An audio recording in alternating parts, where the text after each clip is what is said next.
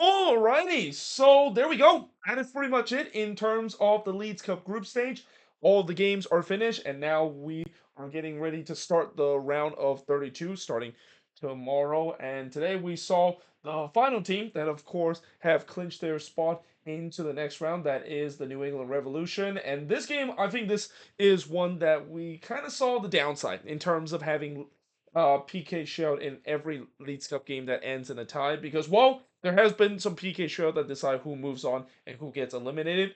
We also have a potential situation where a PK shootout could be completely meaningless because we know one team is already moved on and one team is eliminated, or the fact that it maybe decide who's going to finish first and second position. And here we saw a situation where, yeah, we already knew who was going to move on. Nashville not only need to win this game, but they need to win by more than 2 goals. They don't do so in this one, and to make things worse, they lost the PK shootout in this one against New England, and they got off to a terrible start in this game as well. As the 3 minutes into this game, Hollywood would score for Yoto to give New England a 1-0 lead. It was a dream start there for the Revs, but again, just a nightmare start for Nashville, who now not only need a win, but now they need to win by 2 goal margin and pretty much have to score 3 goals in this game, which is something they have not done a lot this season. And by the way, I also want to mention, and I didn't mention this when Nashville play against Mazatlan. BJ Callahan is now coaching this team right now. He actually made his debut in the game against Mazatlan, though. Yeah, it was not really a good debut for him, losing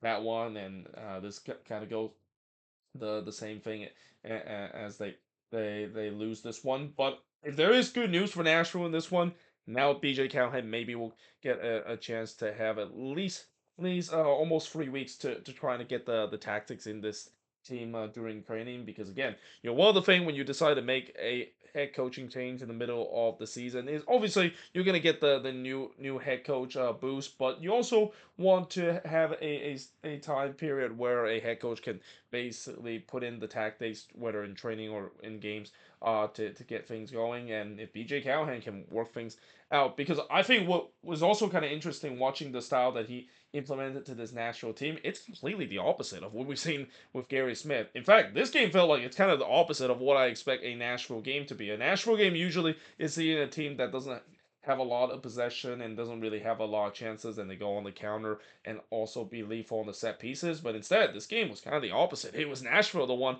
that were getting more of the possession, and in fact, it was kind of New England the one that was kind of doing the Nashville stuff, sitting deep and trying to hit on the counterattack.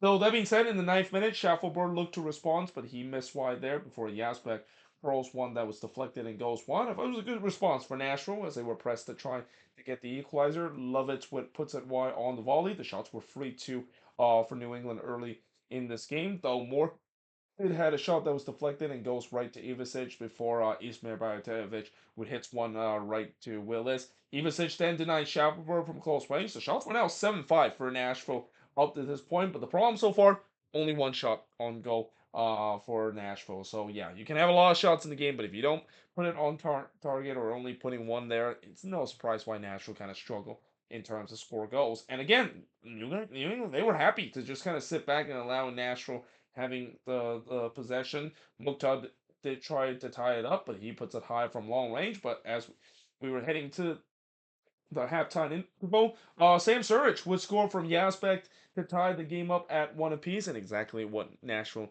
needed, knowing that, again, they need 3 goals in this game, and getting that one will be very important. And heading into the second half, you're thinking that maybe they have the momentum.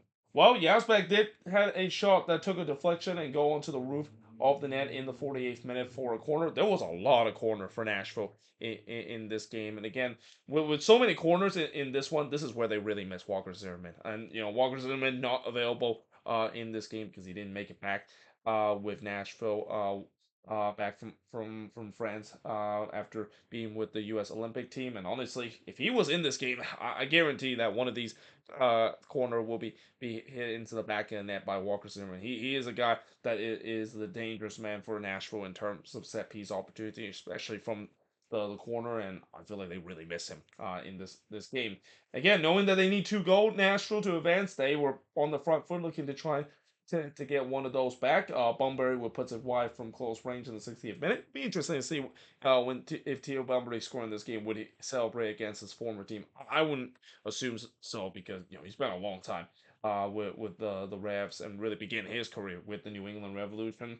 Nashville again continue to push man forward, but I also thought that they got to be careful because again, this is exactly what New England want to do. They want to sit deep. They want to soak up the pressure. I mean, knowing that they really don't really need to press too much on the attack, and knowing that Nashville, as we know that they struggle most of the time trying to break down a compact defense.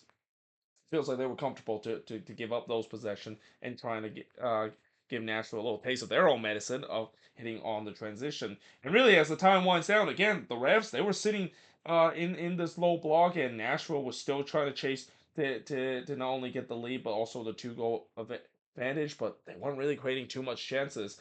Although in the 79th minute, Ivasic did deny Surridge from close range, and then he tipped Bauer header over in the first man of stoppage time before in the fourth man of stoppage time Mukhtar puts it wide from close range, which kind of sums up his season so far, and also Nashville Leeds Cup run. Because yeah, in the end, after the full time whistle is blown, it ends in a 1-1 game. Nashville is out of the Leeds Cup, so we will not see a repeat of what we saw last season when they went all the way to the final. But of course, because this is the Leeds Cup, unfortunately, we have to go to a PK shootout, and I had a feeling that this PK shootout was going to go long because knowing the fact that it was kind of a meaningless PK shootout, probably the most meaningless one because we know who's going to move on, and we know Nashville, even if they win the PK show, they're still going to be eliminated from the Leeds Cup. I had a feeling it was going to take a while for it to decide because again, no pressure. Sure, that's being feeling. It's almost like a training session PK shootout by both of these teams. And for a while, I thought that was the case because at least when the first 8 penalty was taken, I thought, oh boy, we could be in for a long one with the way that all these PK has been taken relatively easily. Though in round 5, we did see both teams miss their PK shootout, and then in round number 6, Lovitz basically said, "Yeah, let's just end this meaningless PK shootout." He missed the target there in round number 6 in the PK shootout. And yeah, in the end, like I said, New England not only move on to the next round, but they also get the win in this one and finish at the top of the group as a result of this PK shootout win.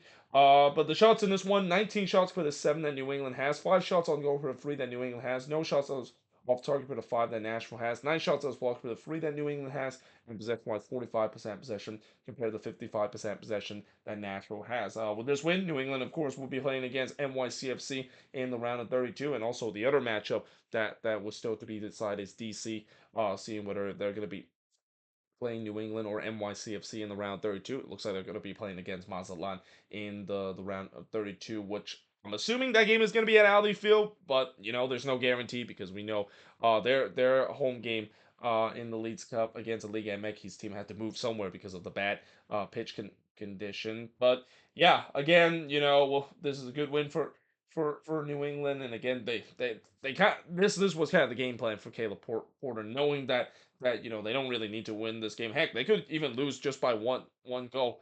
They'll move on into the next round, and they did a good job to lock things down. And again, for Nashville, giving up that early goal really hurts because again, they knew that they were going to be up against it in this game. The last thing you need to do is give up an early goal, and that's exactly what happened. They did at least pull one back, but just they didn't create enough chances. And all those shots I mentioned, a lot of them weren't even clear cut chances, and now it's gonna be interesting to see how BJ Callahan will set this team for the next couple of days. I'm assuming in terms of the style that he has run so far, it's gonna be a whole lot different than what we see with what Gary Smith run, and this game shows it because this felt like a complete opposite of what I usually see Nashville do under Gary Smith. But like I said, hope you guys enjoyed this video. If you do, make sure guys, if you like, smash the subscribe button. Of course, after this video, I'm going to be recording my prediction in terms of who's going to win the Leeds Cup. And again, before even I made that video, and I'll probably say it again in that video, I apologize in advance that I might just jinx one of the team to win the Leeds Cup. And I know my bracket is probably going to be busted. I might even do a reaction video before the Leeds Cup final in terms of reacting how my picks in that next video. But until then, hope you guys enjoyed this video. If you do, make sure you guys like, smash the subscribe button, and yeah, I of course will see you guys next time.